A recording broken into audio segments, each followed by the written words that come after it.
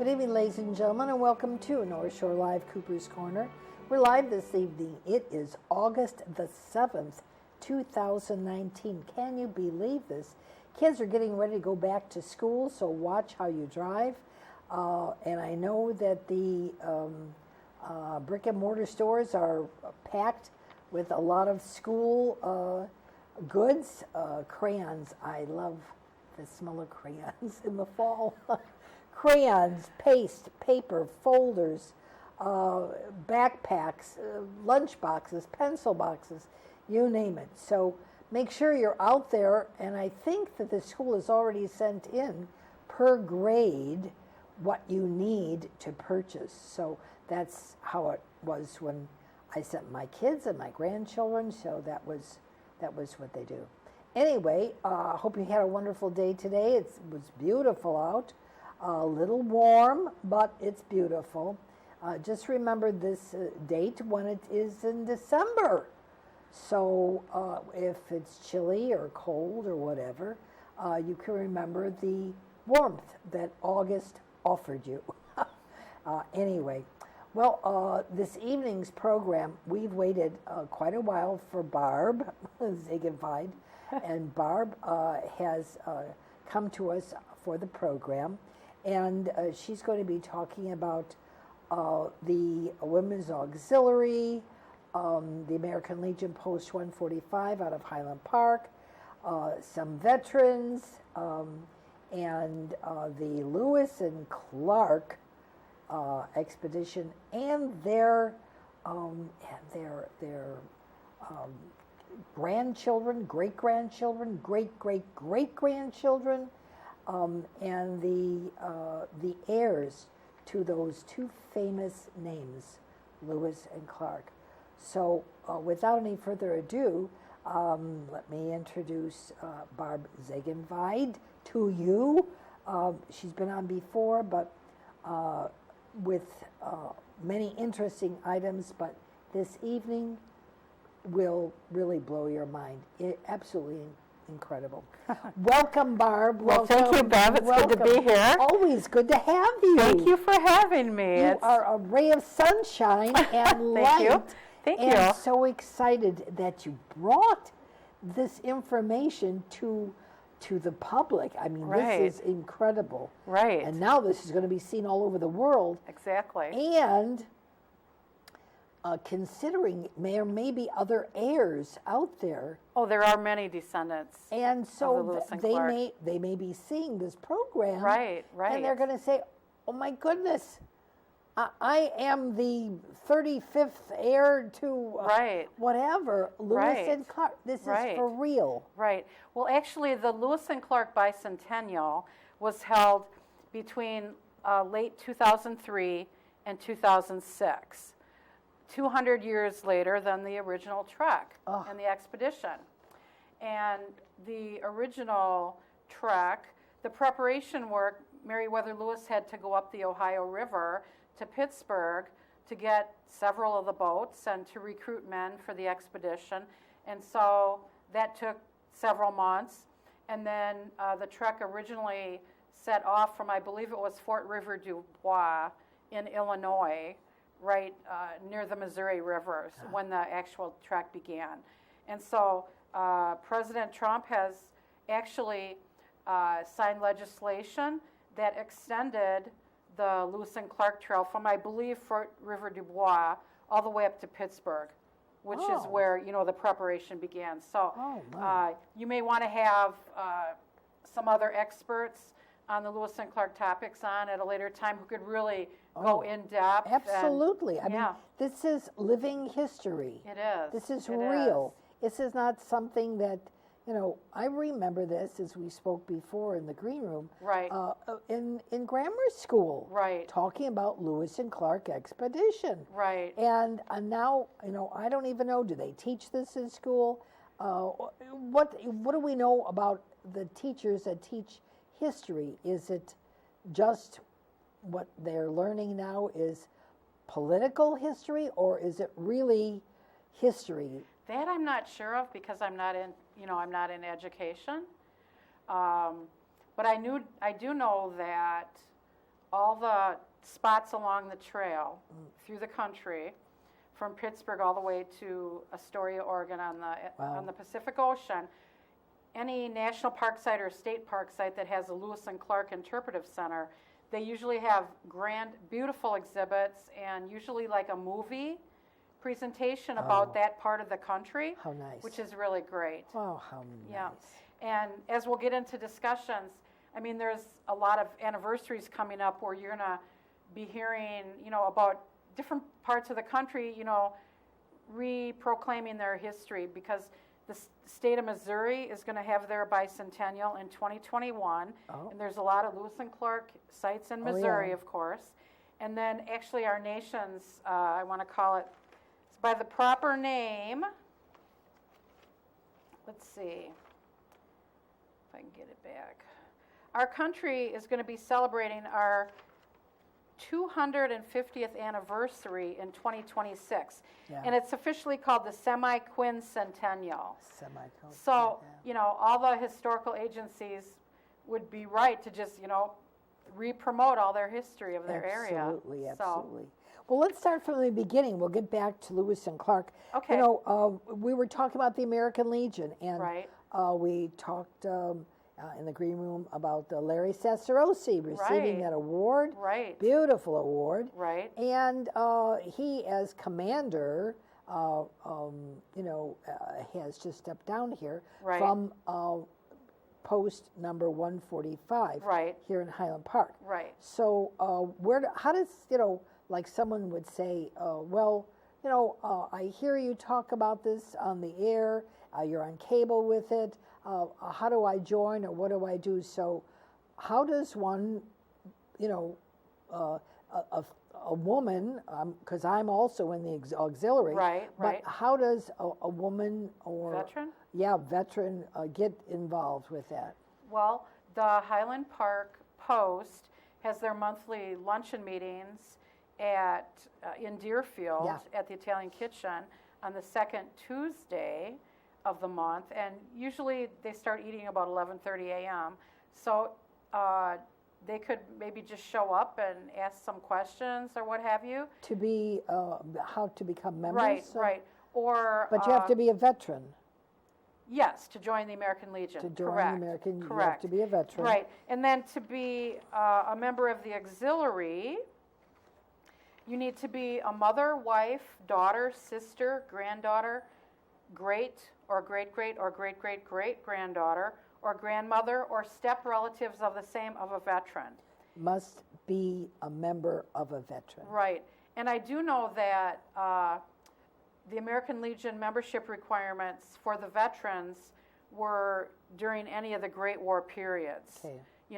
But President Trump again just signed the American Legion Act, I believe it's called. I didn't know And that. so I have to brush up on that a little bit, but that, I believe, has opened up some membership For years joining. there. Okay, Yes, for so I joining. think there'll be greater opportunity for people to get into, to join the American Legion family. Well, we've got veterans in our family. My husband, Navy Air Force. My son, David, was military police in the U.S. Army and was overseas deployed twice. And my son, Randy, was a Seabee for 13 years in the Navy. So Right. David was military police and Randy was Seabee. So David was 8 years in, and Randy 13. Okay. So I noticed you speak about Tim. Right. Actually, I got involved through the American Legion Auxiliary through my son, Tim. He served 8 years in the USMC, the United States Marine Corps, and he served as a military policeman at the Wright-Patterson Air Force Base in Dayton, Ohio, and he's now a police officer at the Great Lakes Naval Training Center in Great Lakes. So Tim is actually a member of the Zion American Legion, and my daughter Becky is a member of the auxiliary in Highland Park. So we're all in the American Legion American family. Legion. Tim was very lucky. He didn't serve overseas, so Right. He very did lucky. serve most of that 8 years in Hawaii, Oh my goodness! in Paradise. In paradise. I know. You better believe it. I know, Oh, really. How wonderful. Really? How wonderful. Yep. Well, okay. Some guys just have it made. What can I say? Anyway, okay, so he was Zion Benton. Right. So, did he go to school, high school there? Both my kids went to school at Zion Zion Benton Benton, Township okay. High School. Yep. And so then you were in the the auxiliary. Right. Is this is still 145? Well, actually, Did it change? well, I was living up in Zion Winthrop Harbor, and so when Tim went into the Marine Corps boot camp training, I noticed in the newspaper up in Zion that the American Legion Auxiliary was giving Blue Star banners to families who had, family members in the military. military, So yeah. I got a Blue Star banner, and so because of that gesture from them, I joined the Zion Benton number 865 Oh, that is American great. Legion Auxiliary, and I served there, I want to say, approximately 4 years. Could have been a little more time. And I served as president of the auxiliary Oh. 3 or 4 times. And Was there a calling? I mean, was there a large amount of women that came? I mean, actually, Zion had a pretty good turnout for meetings. that was You know, good. Yeah, right. Good, because the women sometimes feel left out, Barb. and Right. we don't want that to be. Exactly. We want more participation. Right. Maybe they feel they have to do something, but all they needed to do was to be the mother of a veteran or grandparent or Right, right. step-parent of a veteran. Right. And that's their ticket in for membership. Right, exactly. And then also, let's see, units can, like advertise too, use the medium of public relations to Yeah. get the word out about what their unit is doing and so on and so forth. And so I'm kind of passionate about membership and unit retention. And so I transferred out of Zion into Highland Park Auxiliary because I knew several of the Legion family members there. Yeah. And so we revived the Highland Park Auxiliary before it basically what got on the chopping block because of too few members and so on. And so Highland Park is functioning. They meet several times a year, and I know they promote girls' state and Americanism and such. And so I'm sure they could appreciate more members in this area to keep it going. Yeah.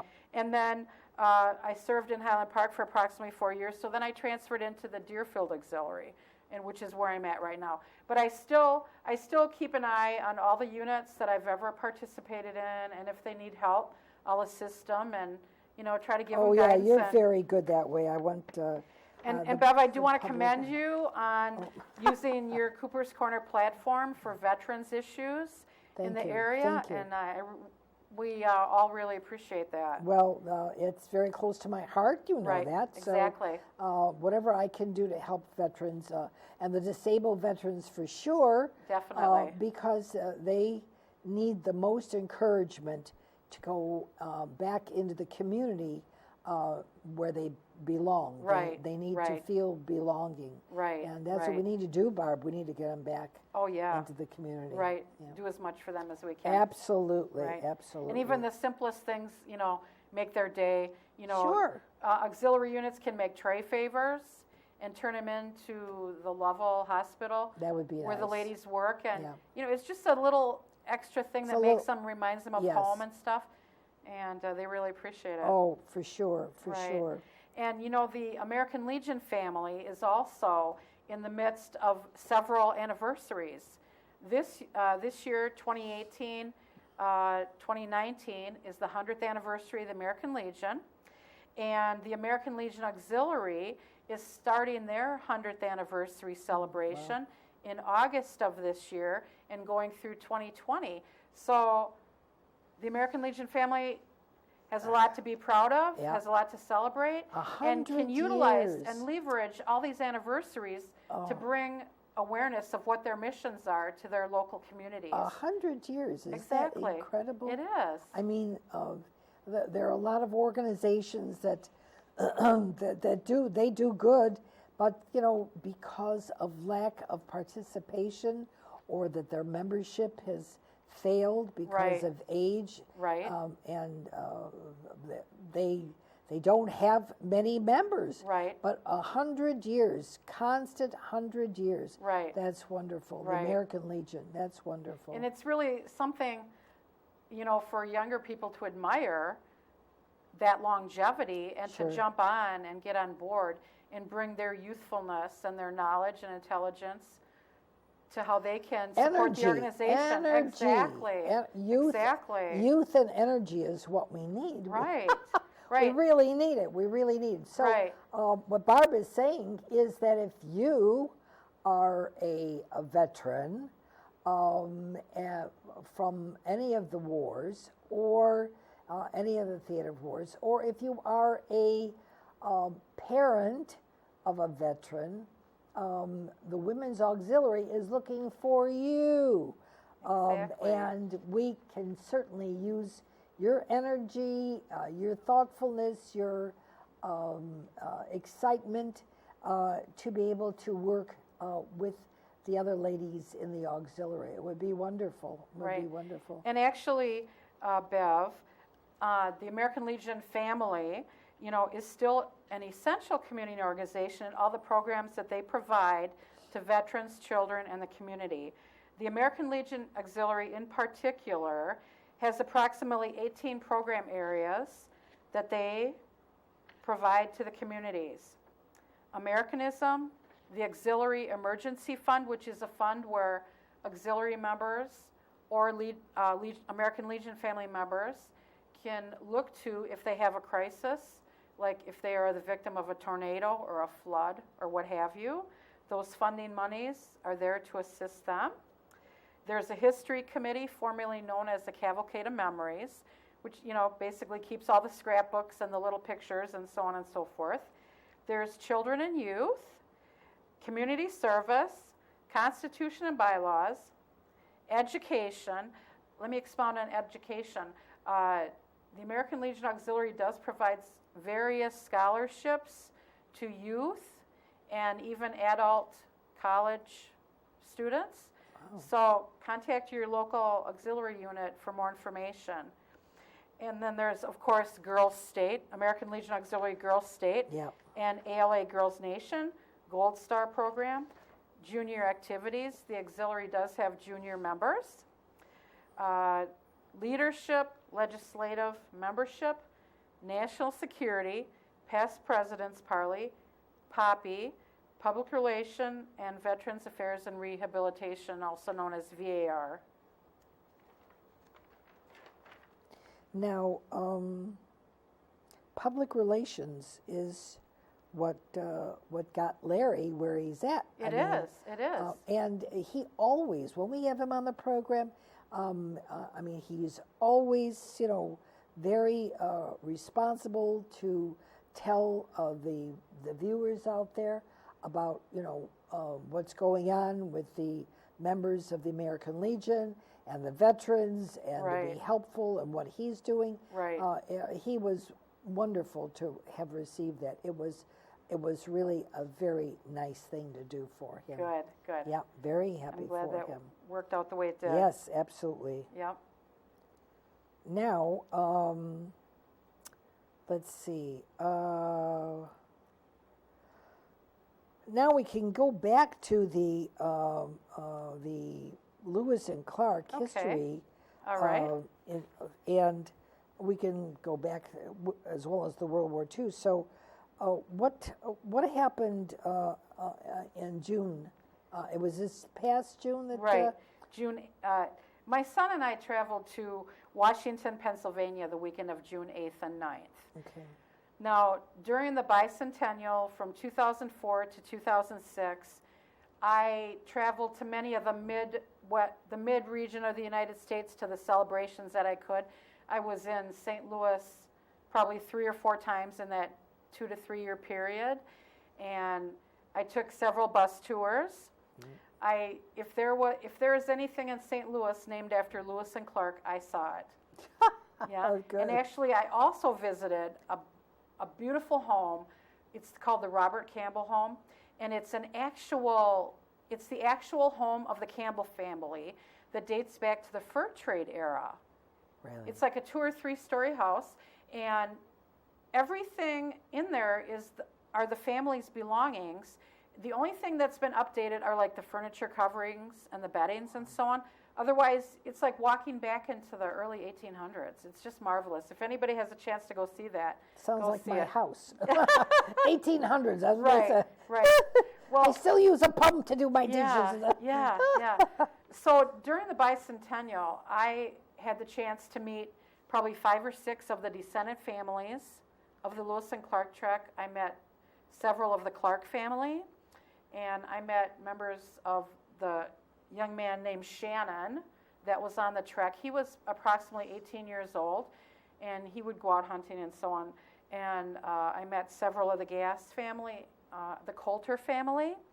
And so it was, for me, it was like a historical dream. It was just too good to be true. These are people that exist because of Right. Lewis and Clark. Right, exactly. I mean, Right. This is the descendants. Right. And so during that time frame, when I would go to the festivals, I would go to period dinners, and I would hear music, and I'd go to the reenacting, the rendezvous of the reenacting people, and talk to authors and see musicians and just speak to people that were knowledgeable about that era, either by being like a professor or just hobby historians.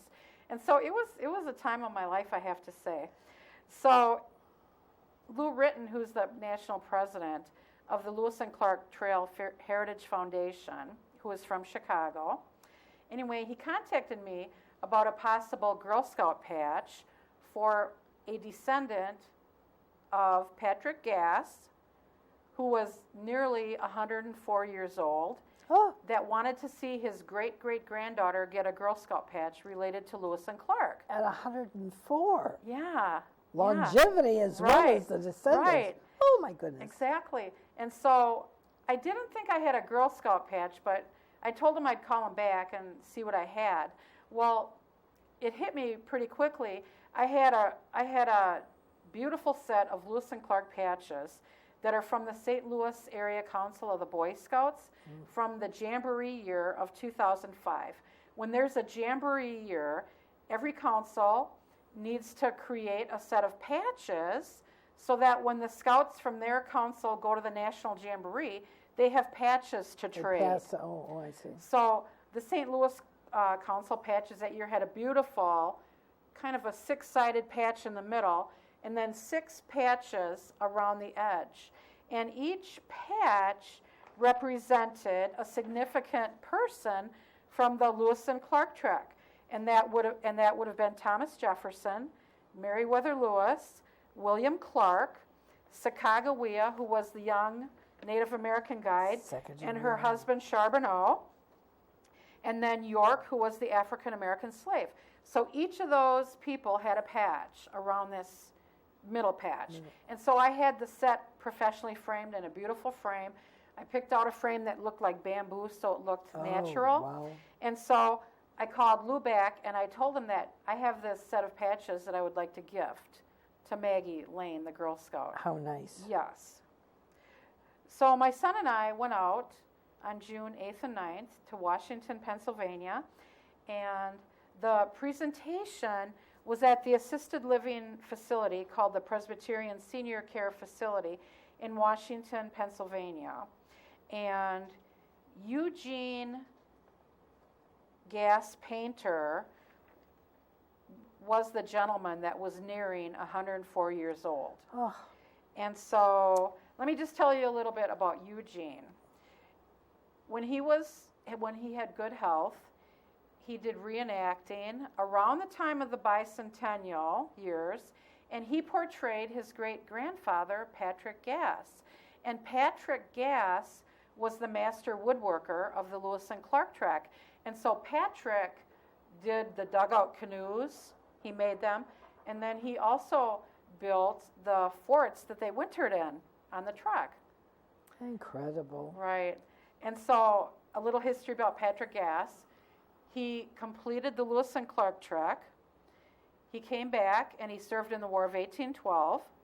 And then he didn't get married until his mid-60s. So this is why Eugene Gass Painter is his great-grandson. They were both born on the same day, June 12th, 144 years apart. Oh, good Lord, look at that. Yeah. And Patrick Gass, also in his 90s, he volunteered to serve in the Civil War, but they turned him down. So In his 90s. right, Oh, my exactly. God. So it was a wonderful presentation ceremony. There were approximately 30 people there. There were reenactors that I recognized from the Lewis and Clark Bicentennial in their garb. Really? And they actually came marching in the building with flags and the period guns and everything, and did the proper entrance. And they did it, before they did that, they fired a couple volleys outside. And so they came in and they stood at attention in the front. Really? And so the great-great-granddaughter of Eugene was presented the Girl Scout patch. Now, Bud Clark in Michigan, who's a descendant of William Clark, he had this Girl Scout patch commissioned. And so they presented that patch to Maggie at this ceremony, which was really great. And then Lou Ritten and I presented my gift of the frame patches to Maggie. Wonderful. And then they also presented Eugene a certificate in appreciation for all his years of reenacting and wow. you know, keeping the Lewis and Clark story going. Oh, wow. So it was just a wonderful day indeed. At There were, 104. you know, several members of the Gass Painter family there. My. And there were residents from the assisted living facility. Several of them were over 100 years old. And I was... They must be doing something They right. are. Actually, the chaplain at that facility told me that that part of the country is second in the country for the Longevity? most longevity. Really? Yeah, and in fact, Eugene turned 104 the following Wednesday after we were there. Huh. Yeah. 104. Right, and he sure, you can tell he's a descendant of Patrick Gass because they look so much alike. It's pretty incredible. Well, that family genetics, now you see how that Exactly. works. Right. You know, out of the clear blue, you wouldn't have expected, had he not been around, that he would have, this great-grandson or whatever, would have said, you know, you look so much like the family. Exactly. We know that you belong Right, here. right, Yeah. right. Oh, that's incredible. Right. That's incredible. And there was also, you know, some musicians there. So it was just a really nice afternoon. I was there for a little over 3 hours, and it was a great time, I have to say. Do the families get together? Do they? Do they have like a reunion? Yeah. Well, you know, I do know that going back to the bicentennial, Bud Clark from Michigan, Yeah. he and another family member portrayed William Clark on the actual modern day trek that they took back in 2004, 2006. Oh my. And so Bud had his great, I guess, grandfather's monument in Bellefontaine Cemetery in St. Louis properly cleaned and updated for the bicentennial. So I was actually out there when they had that little ceremony. So that was really neat. Wow. So I don't know if they get together at other times, but I do know that many of the descendant families do belong to the Lewis and Clark Trail Heritage Foundation, which is headquartered out in Montana, in Great Falls, Montana.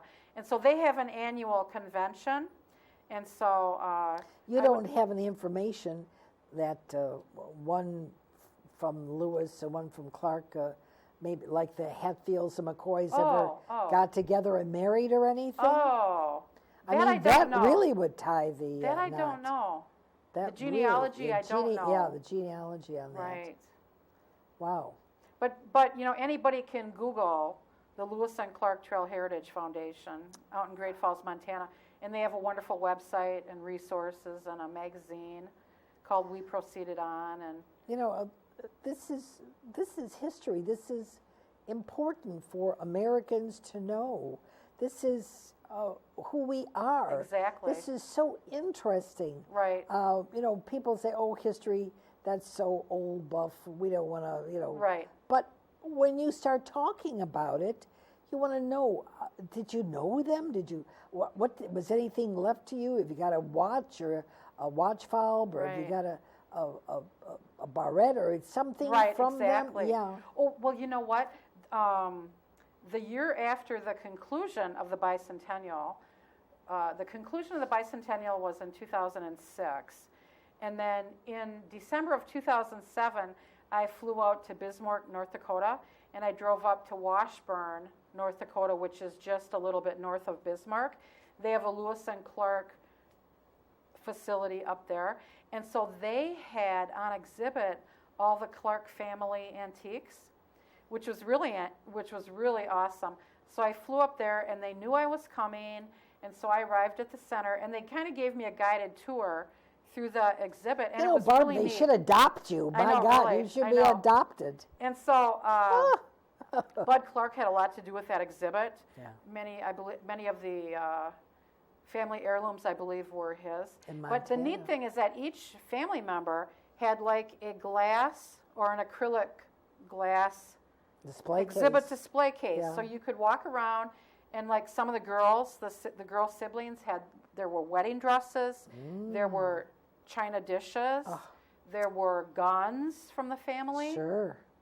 Oh. And wow. actually, so in the in the Clark family, the eldest son is George Rogers Clark, who was very active in colonial campaigns, like in South Central Indiana, which is a history lesson all its own. Oh, so, wow. It is. It is. Yep. These are important people. These people just didn't come and go. Right. I mean, they are still perpetuating the name in the country. I mean, Right. Anyone else that you connected with that's part of History? history? Well, actually, I can tell you a funny story. So I graduated from high school in 1976, went to school, got married, had kids. And so when our kids were little, our vacations were like a week or two to any state, and then we would try to go to all the national park sites in that state. Well, just a little background. After high school, I started reigniting my love of history. And so I kind of always thought wouldn't it be neat to meet like a president of the United States? It would. And I thought that would be really cool. But Sure. I thought that I never would. And it kind of made me mad because I concluded that, well, I probably never will. So anyway, on one of our family trips out to Ohio, we were a little bit west of Cleveland and a little bit south in Mentor, Ohio, where the James Garfield home is, from President James Garfield. Sure. And so anyway, we gassed up the car before we went over there, and the guy at the gas station thought that it was closed for renovations. So we decided to go over there anyway. And so I was determined that if the facility was closed, that I was sure that someone had to be in the office, and maybe I could get our national park passport stamped. So we were waiting in the car, and before I could go out and try to locate this supposed office. Anyway, the gentleman who was riding on the lawnmower came up to us, and he turned out to be one of the grandsons of President James Garfield. Oh. And so I was just like, I was blown away, and He's on a lawnmower. I know, really. And so we had a nice little conversation with him, and I made the kids get out of the car to say hello politely, which they did, and he described from the exterior of the house, like he would say, well, that's the room, that's the library, and he would say, that's the room that I grew up in. So we had this little 5 to 10 minute interaction with him, and unfortunately, I have since forgotten his first name, but the memory will live on forever, and that's really kind of what ignited my love of history. So I'm mostly interested in like Lewis and Clark, French colonial, and World War II. World War II, for Yes, sure. yes. Yeah, they've been playing a lot of motion pictures on the movie channel about World War II, Midway. Oh, yeah. And I do enjoy watching those programs. yeah, In Harm's Way. Right. Yeah, I like. Well, the cast of characters are absolutely incredible. Oh, As yeah. a matter of fact, this afternoon they were playing PT 109. Oh, wow. Yeah, for John Kennedy. So, Right. that was interesting. Right. You know, for those who like history but need to be nudged a little to get into it, these motion pictures that have famous people playing these parts, Right. Admiral Halsey, Right. and they could get involved with that if they don't like to read. But Right. to go to these historical places, as you have visited, Right. that's got to be extraordinary. Right. And actually, I want to say about approximately 3 years ago, they had the 75th anniversary of the Doolittle raid over Tokyo. Oh, Jimmy Doolittle, yeah. Right, from Jimmy Doolittle and all the raiders. And I believe that about 96 men set off on that raid. They did. And most of them did Came, come back. A few of them had crash landed and were abducted, tortured, and killed, unfortunately. But the last Doolittle raider just passed away. I want to say in March or April of this year, Lieutenant Ooh. Richard Cole, and he was actually Jimmy Doolittle's co-pilot, I believe. And it's ironic that he was the last of the group to go, because he is the gentleman that built this beautiful wood case that now sits at the Air Force Museum in Dayton, Ohio. And each Doolittle raider had a little goblet, a silver goblet in there, inscribed with his name. And when that Doolittle raider passed, they inverted the Upside down, goblet. So it's something Oh, to go and wow. search out at the National Air Force Museum in Dayton and see this collection of goblets. It's just beautiful. And then also at the museum, there is a small exhibit. The Doolittle Raiders as a whole received a congressional award. So go check out the museum in Dayton, and it's something to see. That's so, this is not that far away. I mean, being transported there. I mean, Ohio, Illinois, Indiana, and there you are Exactly, in Ohio. right. So, but the timelines, you make mention 75 years ago or whatever. It's just like it was yesterday, because these accomplishments that these men created and aspired to, the fact that they didn't know if they'd have enough gasoline to get back, Exactly. air fuel, Right. but they accomplished something that's incredible, Right. absolutely incredible. And actually, the Air Force Museum in Dayton, they also do a World War I fly-in every other year. So I believe that would be scheduled, for 2020 in the fall. Really? So I haven't been there yet, but that's something that's on my to-do list. To-do list. Yes. Oh, wow. Yes, and they just have wonderful exhibits there. Each major war has its own facility. World War I, World War II, Vietnam, Korea. Yeah, They have a Korea. section on the Holocaust. They have, they have current exhibits there that they change out. They have wonderful speakers. They have a movie IMAX there. It's a wonderful place to go. Do you have to make reservations or call in and ask when they have tours or something, or what do you I believe that most of their information would be available on their website if people would just, Google go? Yeah. the National Air Force Museum in Dayton. I know when my grandson was younger, we took a trip to Huntsville, Alabama, and we went to the Space and Aeronautical. Right. This is incredible. Right. You look at this rocket ship that stands there Right.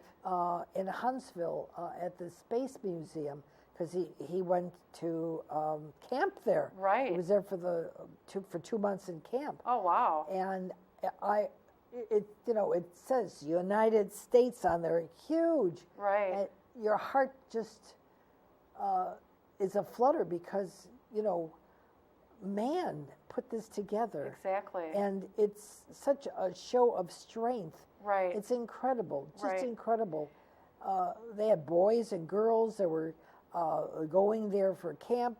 They brought in, on buses, kids touring the.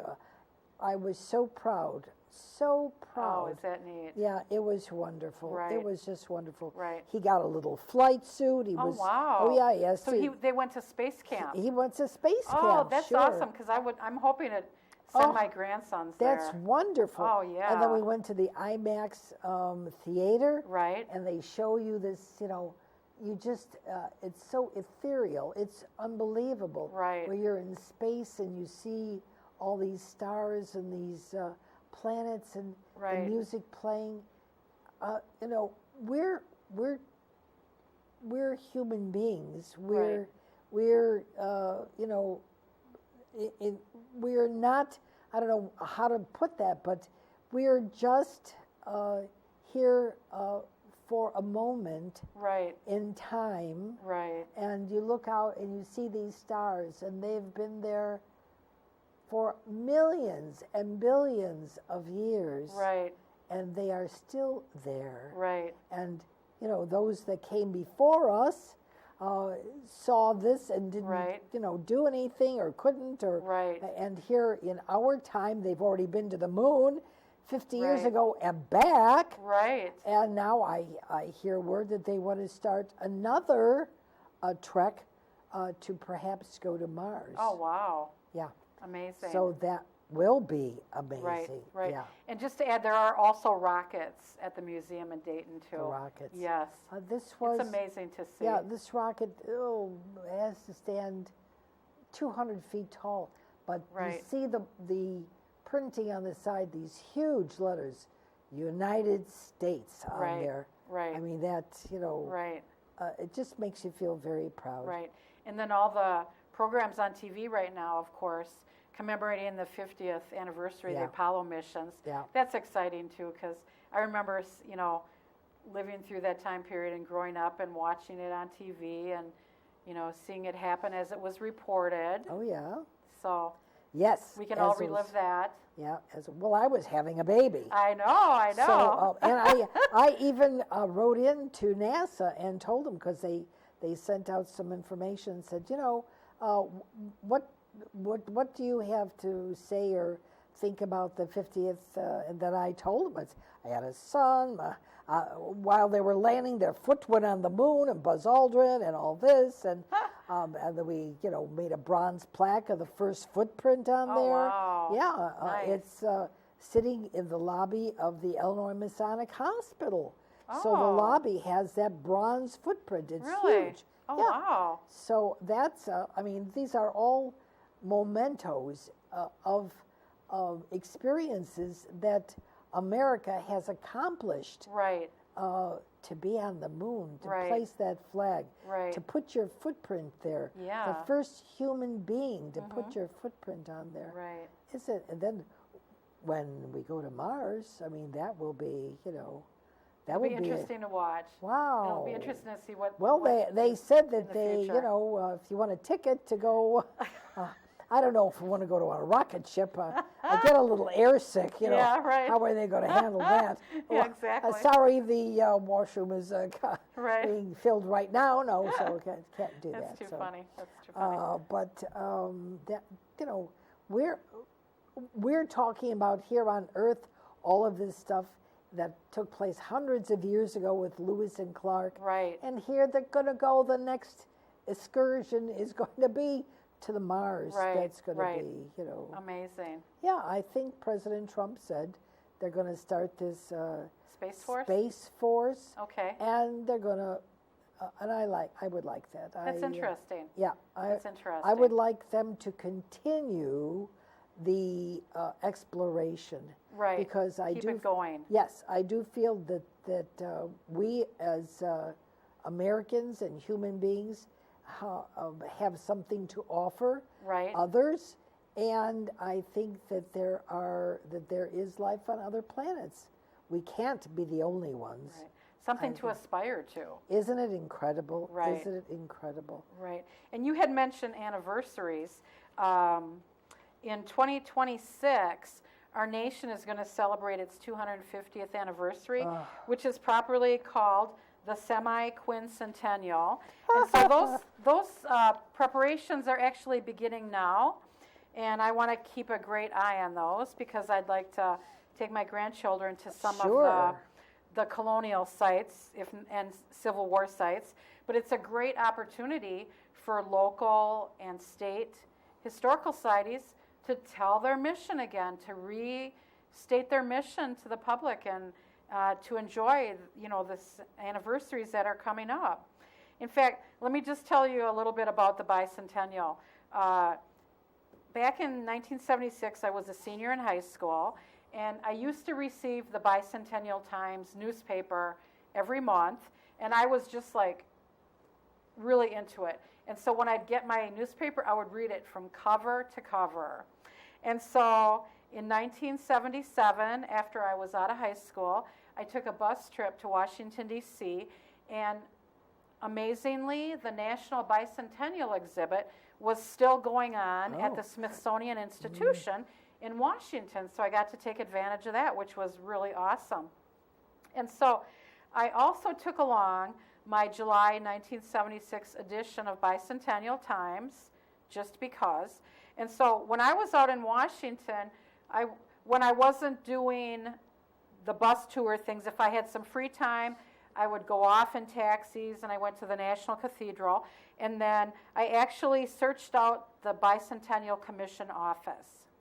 So in 1977, the commission office was kind of winding down, and so I found the office, went up the stairs, knocked on the door, and the person who answered the knock, I introduced myself and explained why I was there. And so I left this person with my copy of the 1976 Bicentennial Times from July, and I asked him or her if they would please have John Warner autograph my newspaper and send it back to me. John Warner is a former Secretary of the Navy, and he was the head of the Bicentennial Commission. Oh. And he was also married to Elizabeth Taylor. True. And he was also a U.S. Senator from Virginia from 1979 to 2009. So I left my newspaper in hopes that I would get it returned with an autograph and continued my trip. And lo and behold, a month or two later, I got my newspaper back in the mail, and it was autographed by John Warner. So I still have it in my stuff and was very happy to get it. And so I also just wanted to remind you that Highland Park is still in the midst of its sesquicentennial, its 150th anniversary. Yeah. They've had a lot of wonderful activities this year. And actually, the Stoopy Cabin Harvest Fest and tours will be coming up on September 14th. So there's always something going on in communities. At Stoopy Log Cabin, absolutely, absolutely. You are wonderful because you put your heart and soul into this historical, events, not only for us here in Highland Park, but, traipsing all over the place and dragging your son with you and the kids. And my grandsons. And the kids. And that it's, that you get them involved and get them knowledgeable. This is who we are. Right, Barb, right. This is who we are. Right. And people say, well, they don't know if they want to be American. What is the matter with you? Look at all this history. Right. Why not? Right. Why not? Exactly. And I also have to add that back in 2001, I also did a Yukon River trek in Alaska with the National Council of Boy Scouts. Oh my gosh. It was a venturing scouting program, and it was called the Nature of Leadership Trek. And it was open to girls and boys who were venture scouts, which means they were high school age. And so, being that the girls were going along, I knew that they would need female chaperones. So I contacted the people in Alaska, in Fairbanks, and asked if I could go along as a chaperone. And was approved to go along. And so I was in Alaska for 11 days. And I have to tell you, the trip was actually identified as a whitewater rafting trip on the Yukon River. But we got dropped off at the Yukon River, and it's not a whitewater river. What is it? And so it's basically a canoeing river. Oh. You know, it moves. Doesn't it have moves that movement. Right, it does not have whitewater Wow. where we were Wow. at least. Wow. And so we got in the river, on the river at Eagle, Alaska, this little bitty community. And so I was kind of panicking a little bit about remembering my canoeing strokes, but I just identified some of the leaders who were really good canoers, and I ended up doing the forward stroke in the front of the canoe, and then the other person in the back did the steering. So it worked out fine. And we were a group of about 30 people. That was an awesome trip. And we actually met a Mormon wilderness family that lived a little bit off the edge of the river, which was an education in itself. And that family did not know we were coming. And the funny thing about it is, their 3-year-old daughter, Solveig, was telling her parents, they're coming. And her parents just looked at her and said, no, Solveig, we don't get too many visitors up here. So they kind of let it go.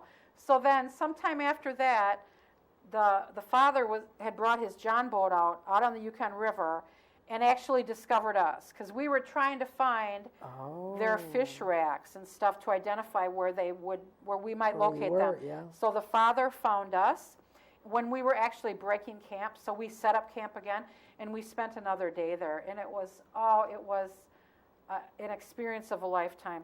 And it was interesting because we had to get to their property, we had to hike along the edge of the Yukon River to a trail that led inward to the edge of their property. Wow. And their property was just beautiful.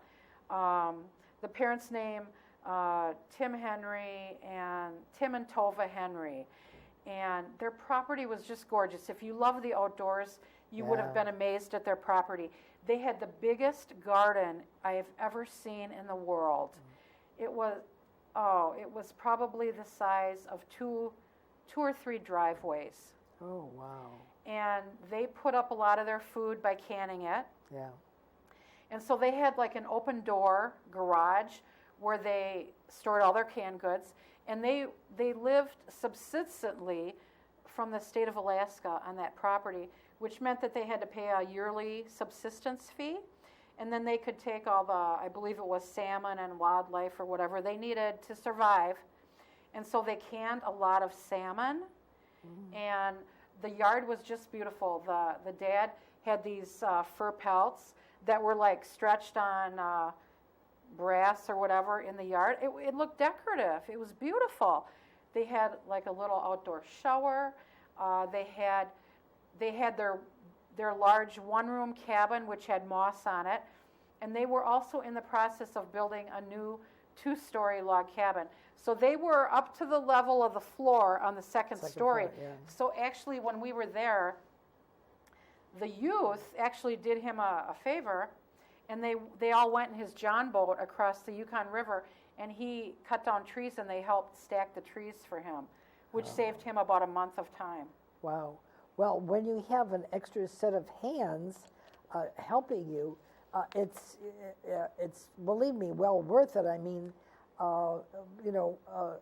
another pair of hands to help when it's one man alone, and the wife is doing the cooking or the wife is doing the canning, Right. And they have a little child, so Right. you can't expect them to do that. Exactly. But if you've got, I don't know how many people came on the tour with you, but About 30. oh, good grief! Yes, I would imagine. So that saved them a month of. Oh, time, yeah. that's for And sure.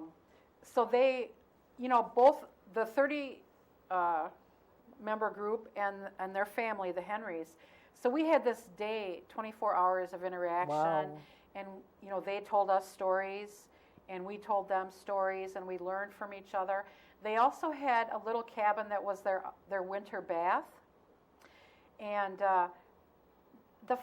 they had a little metal, kind of like a cart, that they could hook their sled dogs up to and drive around their property. And so they did have their sled dogs, their Alaskan dogs or whatever they were, Yes. kind of situated in 2 spots around the property, which I'm sure helped them protect their property. Huskies, yeah. Yes, but they said that they only had trouble with bears if there was a bad berry crop. Ugh. And so they kind of were like in tune with nature, you might say. And so they could let their little 3-year-old out in the yard, running around the yard. And to be honest, they said that sometimes an occasional grizzly bear would march through the yard, but it would not harm the child, And it was kind of funny, at least when I was there, it felt like all the bugs were attacking us and not them. But They maybe, were used to that. Maybe You were new. yeah, maybe their chemical they in their were- body, see, their yeah. biology or something is a little different or What- acclimated to the. What's their nearest neighbor? How close is their nearest neighbor? The nearest city for them was Eagle, Alaska, which was I think they were like 15 or 30 miles from Eagle. But is there another human family close to them? Well, actually, they told us that there were maybe only 1 or 2 more subsistent families that were living up there at the time. But you know what? If you look at cable TV, there are several Alaskan programs where there are several families living out in the wild. I know there is someone right near Eagle, Alaska, near what's called the Calico Bluffs.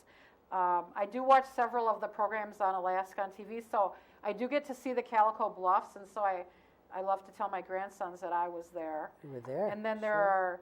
there is a place called Kavik River Camp up near the North Arctic, I think about 15 miles from the Arctic Ocean. And there are other people in different areas that I have seen that are, that live either in small communities or in the wild. It's beautiful. I mean, it is, you could commune with nature wonderfully. The only question I have is what if there's a serious need for a physician? Right. Then, what do if there's a cut, Right. needs stitches or a Right. broken arm or something where he might fall if he's putting together this Right. house? I do, in listening to these families, they are pretty self-sufficient, but they do know how to get out of Dodge if they have to, and that would mean probably getting a bush pilot to fly in and get them and then get them out. Do you realize the program has flown by? Amazing. My God. Oh, I want to thank you all for allowing us in your home or your place of business and having Barb Ziegenweid here because she did a wonderful job. I'm so enthralled. I hope she enthralled you with history as well. And the American Legion here in Highland Park. Let's see, one troop, I was a troop, a Girl Scout. I was Girl Scout leader, so Yeah, right. 145 units. So have a pleasant evening, a very safe week. We will have Barb back to talk more about the history, and if she could come up with more pictures, that would be wonderful, of Lewis and Clark. Exactly. Who else? So have a very good evening, and thank you for allowing us in your home or your place of business. Have a safe week, and see you next week on North Shore Live, Cooper's Corner. Thank you for watching. Good evening. It was so wonderful. Thank you.